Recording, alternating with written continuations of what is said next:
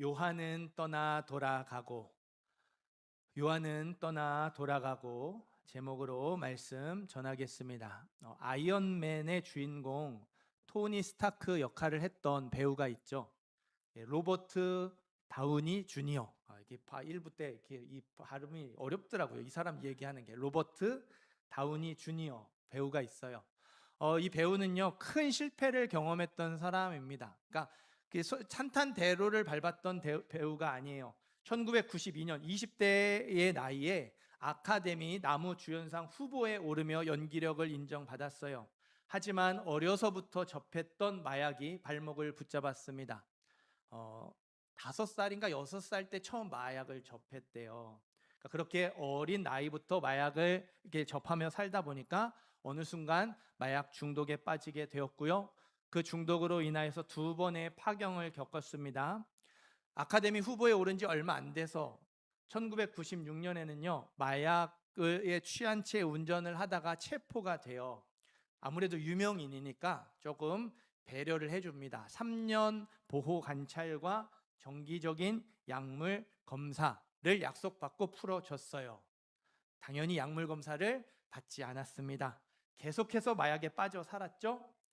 3년 징역형을 선고받고 교도소에 수감이 됐어요.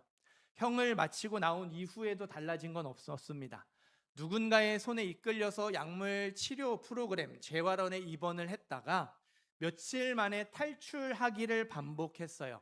할리우드에서요 구제불능, 함께 일할 수 없는 위험한 인물이라는 낙인이 찍혔습니다. 로버트 다우니 주니어는 치즈버거를 엄청 좋아한대요.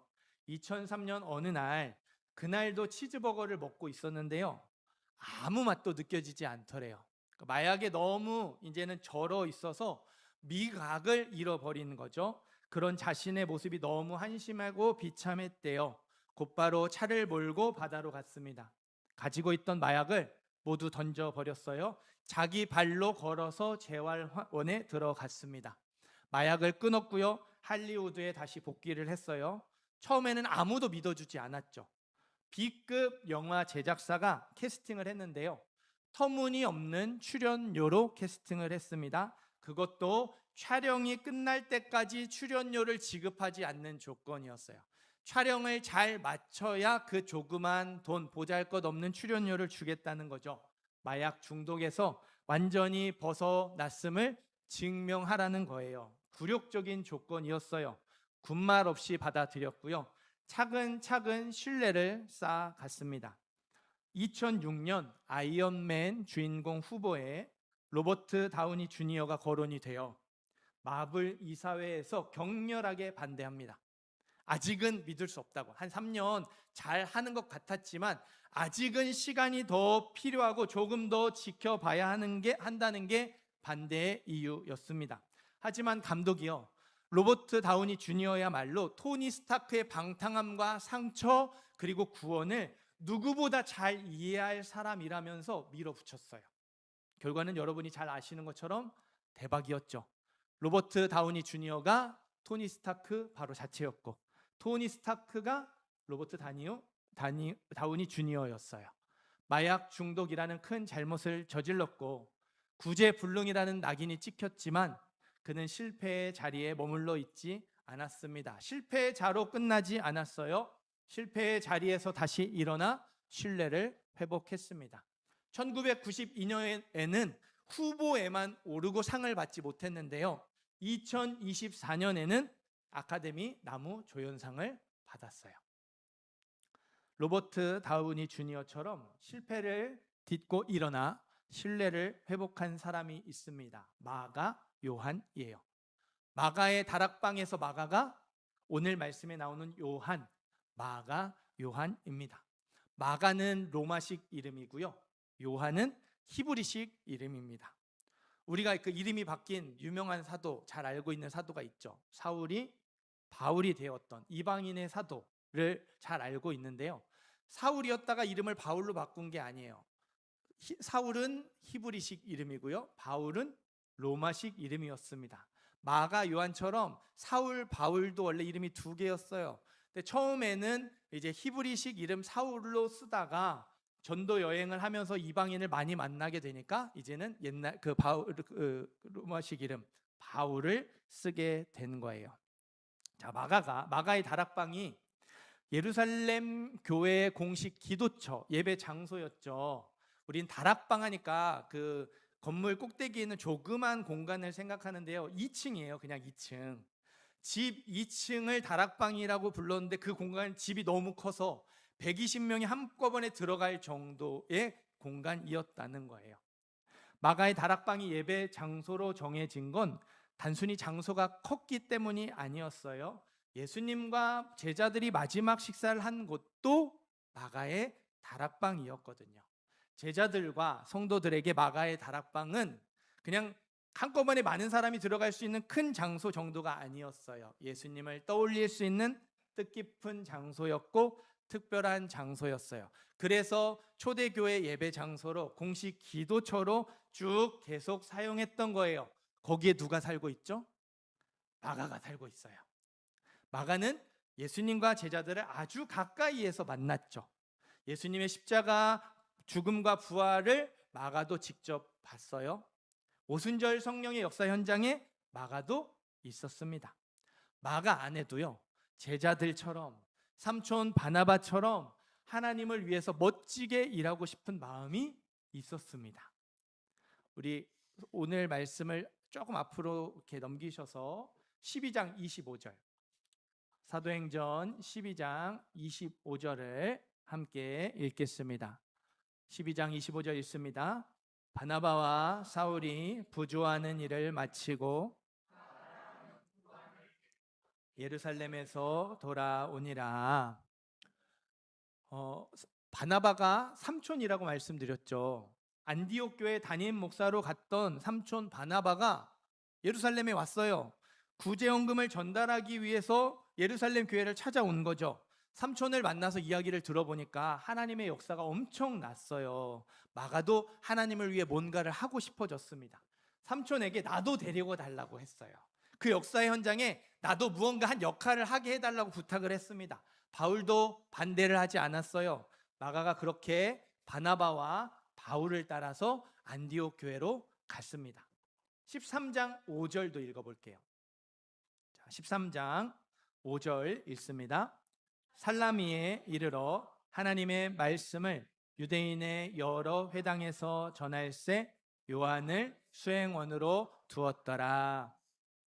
바나바와 바울이 전도 여행을 떠났습니다. 마가는 수행원 역할로 따라갔죠.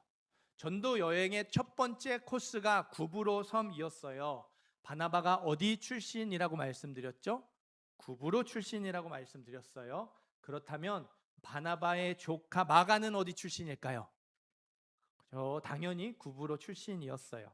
학자들은 수행원 역할이 이제 길을 안내하는 안내자 역할을 하거나 말을 통역해주는 통역사의 역할이었을 거라고 얘기해요. 그러니까 길을 안내하는 역할이든 통역을 해주는 역할이든 전도 여행의 그 팀에 필요하고 중요한 역할이었어요. 비중 있는 역할이었죠. 마가도 기쁨으로 이 역할을 감당했어요. 전도 여행이 차질 없이 진행될 수 있도록 최선을 다해서 바나바와 바울을 도왔습니다. 오늘 말씀 사도행전 13장 13절과 14절을 한 번 더 읽어보겠습니다. 바울과 및 동행하는 사람들이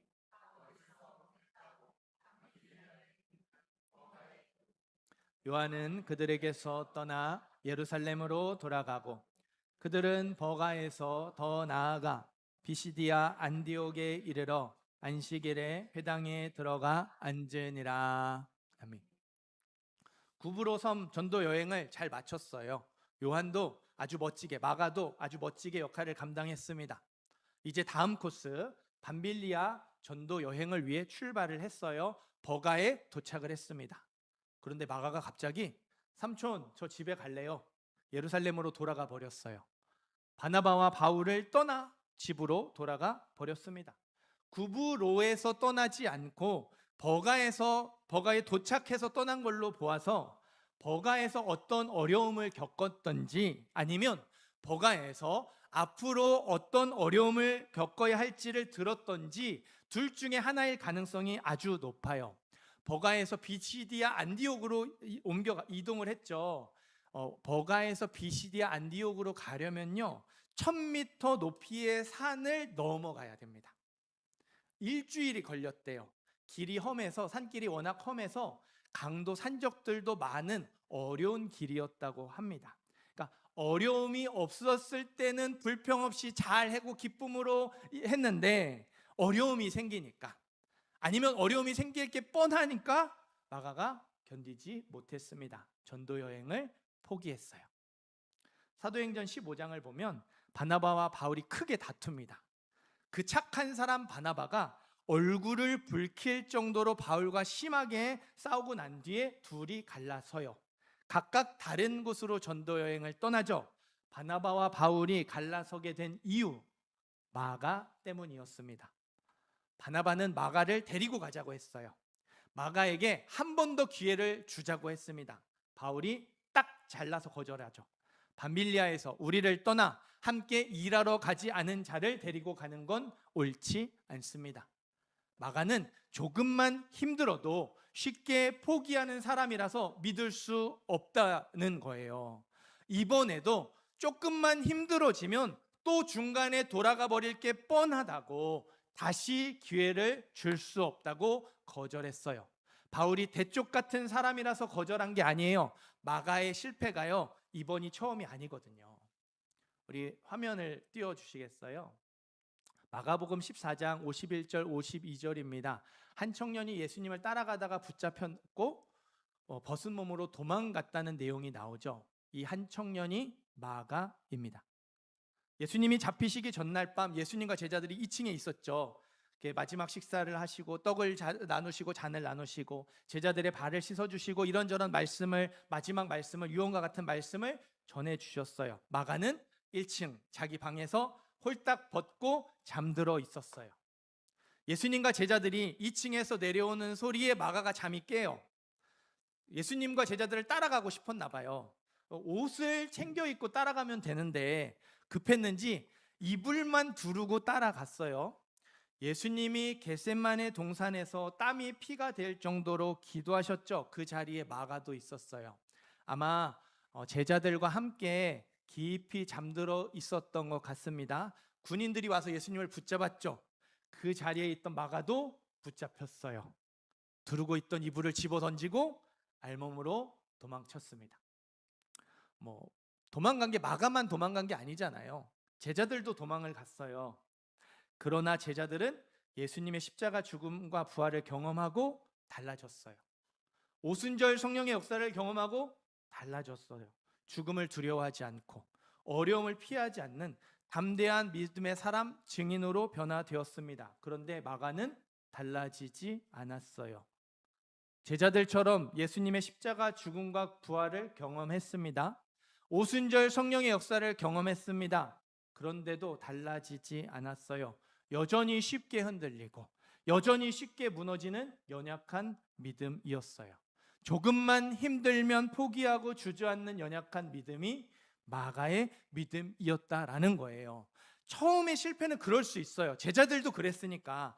하지만 오늘 말씀에 나오는 두 번째 실패는 그럴 수 있는 게 아니었어요. 그러면 안 되는 거였죠. 두 번이나 실패한 마가, 예수님의 십자가 죽음과 부활을 경험하고도 달라지지 않은 마가, 성령의 역사를 경험하고도 달라지지 않은 마가, 아무것도 변하지 않은 마가에게요 겁쟁이, 애물단지, 함께 일할 수 없는 유약한 사람이라는 낙인이 찍혔죠.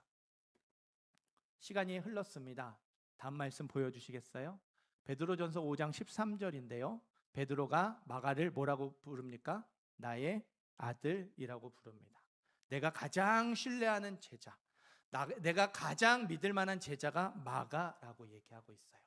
겁쟁이로 낙인 찍혔던, 아무것도 달라지지 않아서 함께 일할 수 없다고 얘기했던, 모두가 손가락질했던 마가가 어느덧 베드로의 제자가 되어 있고요, 교회가 신뢰하는 성도들을 돌보는 지도자가 되어 있습니다. 이것만이 아니에요. 다음 말씀도 보여주세요. 골로새서 4장 10절에 보면요, 바울이 마가를 나와 함께 갇혀 있는 동역자, 나와 함께 갇혀 있는 일꾼이라고 얘기해요. 마가가 바울과 함께 감옥에 있어요. 분명히 마가를 거절했어요. 함께 전도 여행을 갈 수 없다고 거절했는데, 그랬던 바울이 마가를 데리고 전도 여행을 함께 다니고 있죠. 바울에게 신뢰를 회복한 거예요. 믿을 만한 사람이 된 것이죠. 더 시간이 흘렀습니다. 다음 말씀이요, 디모데후서 4장 9절 11절. 바울이 죽기 직전에 디모데를 부릅니다. 너는 속히 내게로 오라. 너한테 꼭 해줄 말이 있으니까 너 빨리 와라. 근데 혼자 오지 말고 마가를 데리고 와라. 마가가 나의 일에 유익하다. 그러니까 바울이 가장 신뢰하는 제자가 디모데였고, 그래서 죽기 직전에 유언과 같은 말씀을 디모데에게 전하려고 디모데를 불렀는데, 거기에 마가를 같이 불렀어요. 마가가 디모데만큼 신뢰하는 인물이 되었다라는 거죠. 다음 말씀이요. 그래서 바울이 마가를 나의 동역자라고 불렀어요. 베드로 하면 내려주세요. 베드로와 바울이 순교를 합니다. 비슷한 시기에 순교해요. 베드로와 바울, 기둥과 같은 지도자 두 사람을 한꺼번에 잃은 교회가요, 크게 흔들리죠. 마가가 흔들리는 교회 성도들을 위해서 최초의 복음서 마가 복음을 기록합니다. 영광스러운 복음서의 저자가 되었어요. 거듭된 실패와 잘못으로 낙인이 찍혔지만 그 십자가를 분명하게 경험하고 성령의 역사를 경험했음에도 아무것도 변하지 않았지만, 마가는 실패와 잘못을 딛고 일어섰어요. 성숙하고 아름다운 모습으로 변화되었습니다. 신뢰를 회복했고요, 믿을 만한 지도자가 되었습니다. 마가가 이렇게 변화되기까지 마가를 품어준 사람들이 있었죠. 모두가 마가를 외면할 때에 유일하게 손을 내밀어준 삼촌 바나바가 있었고요, 낙인이 찍힌 마가를 선뜻 제자로 받아준 베드로가 있었습니다. 바나바는 삼촌이에요. 삼촌이 조카를 안 품어주면 누가 품어주겠습니까? 바나바가 마가를 품어줄 이유는 충분했어요. 차고 넘쳤습니다. 하지만 베드로는 달랐어요. 마가를 제자로 받아줄 이유가 하나도 없었죠. 베드로의 제자가 되고 싶은 청년들이 얼마나 많았겠어요. 마가보다 믿음도 뛰어나고 성품도 좋고, 그래서 하나님의 뜻대로 행하는 좋은 청년들이 많이 있었어요. 줄을 섰었어요. 그런데도 베드로는 마가를 선뜻 제자로 받아줬습니다. 왜 그랬을까요? 왜 마가를 받아줬을까요? 실패의 자리에서 용서와 회복을 경험했던 장본인이 베드로였기 때문입니다. 성경 말씀 한 군데를 찾아서 읽어볼게요. 요한복음 21장 15절에서 17절입니다. 제가 가지고 있는 성경은 신약 185페이지에 있어요. 신약 185페이지에 있는 요한복음 21장 15절에서 17절 말씀, 찾으셨으면 우리 함께 읽겠습니다. 그들이 조반 먹은 후에 예수께서 시몬 베드로에게 이르시되, 요한의 아들 시몬아, 내가 이 사람들보다 나를 더 사랑하느냐 하시니, 이르되 주님, 그러하나이다. 내가 주님을 사랑하는 줄 주님께서 아시나이다. 이르시되 내 어린 양을 먹이라 하시고, 또 두 번째 이르시되, 요한의 아들 시몬아, 내가 나를 사랑하느냐 하시니, 이르되 주님, 그러하나이다. 내가 주님을 사랑하는 줄 주님께서 아시나이다. 이르시되 내 양을 치라 하시고, 세 번째 이르시되 요한의 아들 시몬아, 내가 나를 사랑하느냐 하시니, 주께서 세 번째 내가 나를 사랑하느냐 하심으로 베드로가 근심하여 이르되, 주님, 모든 것을 아시오매 내가 주님을 사랑하는 줄을 주님께서 아시나이다. 예수께서 이르시되 내 양을 먹이라. 베드로가 예수님을 3번 부인했죠. 부활하신 예수님이 베드로를 찾아오셨어요. 요한의 아들 시몬아, 내가 이 사람들보다 나를 더 사랑하느냐 질문하셨습니다. 예수님 부인하기 전에 베드로가 이렇게 큰 소리 떵떵 쳤거든요. 예수님, 다른 사람들은 다 도망가더라도 나는 절대로 도망가지 않겠습니다. 내가 이 사람들보다 예수님 더 사랑합니다. 나는 지킬 자신이 있습니다. 큰 소리 떵떵 쳤거든요. 예수님이 이 사람들보다 더 나를 사랑하냐? 그 옛날의 실패가 생각나게 질문하셨어요. 보기 좋게 넘어졌죠. 베드로는 더라는 표현을 사용할 수가 없었어요. 내가 주님을 사랑하는 줄 주님께서 아십니다. 겸손히 대답했어요. 예수님이 두 번째 질문하셨습니다. 이번에는 더라는 표현을 빼고 질문하셨어요. 요한의 아들 시몬아, 내가 나를 사랑하느냐? 더라는 표현이 빠졌으니 사랑합니다 대답하면 되죠. 사랑합니다 대답하면 되는데 베드로의 입이 안 떨어졌어요. 3번 부인한 사실을 하루도 못 지나서 바로 그날 새벽에 예수님 3번 부인한 걸 예수님과 베드로 둘만 알고 있는 게 아니잖아요. 증인이 너무 많아요. 예수님을 저주하며 부인했다라는 소문이 쫙 퍼졌어요. 너무 형편없이 무너졌기 때문에 사랑합니다 대답할 자격도 없다고 생각을 했어요. 베드로는 내가 주님을 사랑하는 줄 주님께서 아십니다. 첫 번째와 똑같이 대답했습니다. 예수님이 3번째 질문하시죠. 요한의 아들 시몬아, 내가 나를 사랑하느냐? 예수님을 3번 부인했던 베드로가 똑같은 질문을 3번 받았습니다. 베드로는 3번 똑같은 질문이 3번 부인했던 잘못을 용서해 주시고 회복시켜 주시는 거라는 사실을 깨달아요. 3번째 질문을 받을 때 그때 이게 내가 3번 부인했던 걸 용서해 주시고 회복시켜 주시려는 거구나 깨닫게 돼요. 베드로가 근심하며 대답을 하죠. 근심하는 게 고민했다, 걱정했다, 주저했다라는 말이 아니에요. 마음이 너무 아파서 금방이라도 눈물이 쏟아지려는 표정이 근심했다입니다.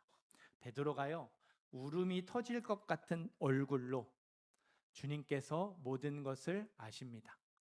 내가 주님을 사랑하는 줄 주님께서 아십니다. 대답해요.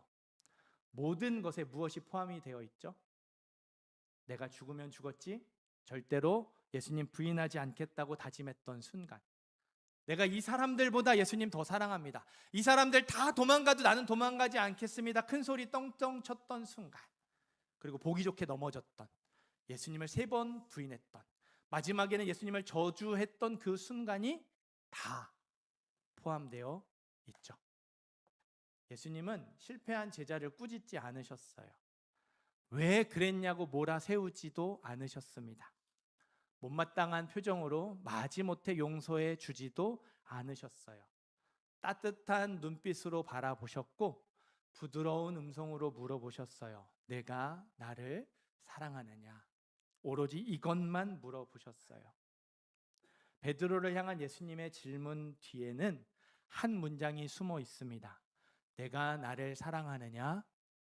나는 널 여전히 사랑하고 있다. 너 나 사랑하니? 나는 너를 여전히 사랑하고 있어. 너를 향한 나의 사랑은 변하지 않았어. 그 사랑의 고백이 숨어 있어요. 예수님은 베드로가 철저하게 무너졌던 자리에서 주저앉아 있는 것을 원치 않으셨어요. 실패자로 낙인 찍혀 그냥 그렇게 살아가기를 원하지 않으셨어요. 실패한 베드로를 일으켜 세우기를 원하셨고요. 그래서 3번 부인했던 베드로에게 3번 사랑의 질문을 던지시면서 그럼에도 불구하고 여전히 나는 너를 사랑하고 있다. 너를 향한 나의 사랑은 하나도 달라지지 않았다. 그 사실을 깨닫게 해 주셨어요. 베드로의 잘못을 용서해 주시고요. 베드로의 실패를 회복시켜 주셨습니다. 사랑하는 성도 여러분, 진정한 변화는 무너지고 넘어진 자리에서 변함없이 나를 사랑해 주시고 용서해 주시며 다시 기회를 주시는 하나님을 만날 때 시작이 됩니다. 나를 향한 하나님의 사랑이 얼마나 큰지를 깨닫게 되고 내 죄를 용서해 주시는 예수님의 십자가가 얼마나 귀한 것인지 소중한 것인지를 깊이 깨닫게 될 때, 바로 그때 우리 안에서 진정한 변화가 시작이 돼요. 실패를 하나님께 가지고 가면 실패로 끝나지 않아요. 우리는 그 실패가 실패로 끝났던 경험들이 너무 많아요. 그 실패를 가지고 사람들에게 갔는데 한두 번은 참아줘요. 근데 그게 반복될 때 나를 품어주었던 사람도, 나를 이해해줬던 사람도, 내 편이었던 사람도 이제는 내가 못할 거라는 걸 전제로 깔고 대합니다. 그래서 우리에게 실패는 실패로 끝나는 경우가 많아요. 그런데 그 실패를 하나님께 가지고 가면 실패로 끝나지 않습니다. 실패가 용서로 이어지고요, 회복으로 이어지며 변화로 나타납니다. 바나바가 실패한 마가를 품어줬잖아요. 베드로가 실패한 마가를 품어줬잖아요. 바나바가 품어주었고 베드로가 품어주었더라고 하더라도 마가가 하나님을 깊이 만나서 변화되지 않았다면, 하나님의 사랑을 분명하게 깨달아서 변화되지 않았다면 교회가요, 마가의 리더십을 인정하지 않았을 거예요. 바울이 마가와 전도 여행을 함께하지 않았을 겁니다. 여전히 천덕꾸러기 바나바의 조카로 마가가 남아 있었을 것이고, 여전히 유약한 베드로의 제자로 마가가 남아 있었을 거예요. 그렇게 하루하루 살아갔을 거예요. 하지만 마가는 달라졌습니다. 지도자가 되었고 영광스러운 복음서의 저자가 되었어요. 마가가 이렇게 아름다운 모습으로 변화된 이유, 실패의 자리에서 하나님을 깊이 만났기 때문입니다. 실패의 자리에서 용서와 회복을 경험했던 베드로를 통해서 마가가 실패의 자리에서 하나님을 만났어요. 내가 너를 여전히 사랑하고 있다. 아무것도 달라지지 않은 너를 여전히 기대하고 신뢰하고 있다. 그 음성을 들으며 마가가 다시 일어나게 됐어요. 나를 향한 하나님의 사랑이 얼마나 큰 것인지, 내 죄를 용서해 주시는 예수님의 십자가가 얼마나 귀한 것인지를 분명하게 깨달았습니다. 그것이 마가를 아름다운 모습으로 변화되게 했어요. 실패를 딛고 일어나기를 원하십니까? 달라지기를 원하시고 변화되기를 원하시나요? 실패와 잘못을 용서해 주시는 하나님을 깊이 만나야 돼요. 우리를 향한 하나님의 사랑을 분명하게 깨달아야 하고요, 우리를 향한 하나님의 사랑을 확실하게 경험해야 합니다. 용서받았음을 믿어야 하고요, 다시 기회가 주어졌음을 믿어야 돼요. 하나님의 은혜와 사랑을 힘입어서 그 실패의 자리에서 다시 일어나서 시작하셔야 돼요. 바로 그때 우리 안에서 진정한 변화가 시작이 될 거예요. 저와 여러분의 모습이 하나님의 은혜와 사랑으로 말미암아 조금씩 변화되어 갈 겁니다. 실패로 마음이 무너진 사람을 다시 일으킬 수 있는 건 사랑밖에 없어요. 사랑만이 용서와 회복, 진정한 치유를 가져다 줍니다. 변함없이 사랑으로 대하시는 하나님의 손길이 꽁꽁 얼어붙었던 마음을 녹아내리게 만들고요, 국회에 닫혀있던 마음의 문을 열게 만듭니다. 또 넘어질 게 뻔한데도 믿어주시고 다시 기회를 주시는 하나님의 사랑이 두려움에 잔뜩 움츠러 들어서 더 이상 실패하지 않으려는 그 마음을 풀어주고요, 다시 시작하게 해요. 은혜 안에 머물도록 이끕니다. 저와 여러분의 마음이 하나님의 사랑과 은혜로 가득 채워지게 되면 수많은 변명과 핑계와 원망을 내려놓고요, 실패와 연약함을 있는 그대로 받아들이게 됩니다. 거기서 다시 시작할 수 있는 힘, 다시 일어날 수 있는 힘을 얻게 돼요. 꼭 기억하시기를 바랍니다. 우리가 무너지고 실패한 자리, 정말 기억에서 지울 수 있다면 지우고 싶은 그 부끄러운 자리에서도 내가 나를 사랑하느냐, 사랑의 질문을 던지시는 분이 하나님이세요.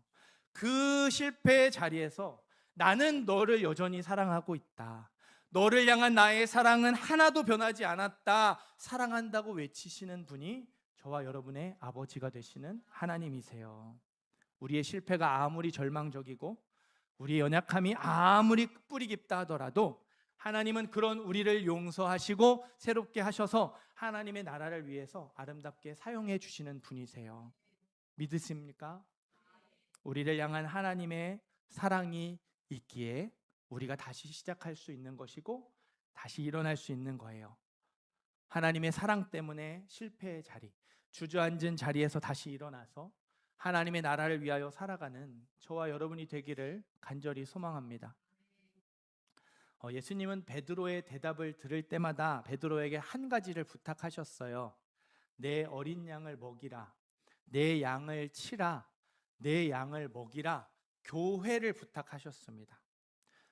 그 말씀에 따라 베드로가 교회의 반석과 같은 지도자가 되었죠. 마가가 그 말씀에 따라 영광스러운 복음서의 저자가 되었습니다. 하나님이 저와 여러분에게도 똑같이 부탁하고 계세요. 내가 교회를 사랑하는 것처럼 너희도 교회를 사랑하라. 내가 너희를 사랑하는 것처럼 너희도 이웃을 사랑하라. 서로 사랑하라.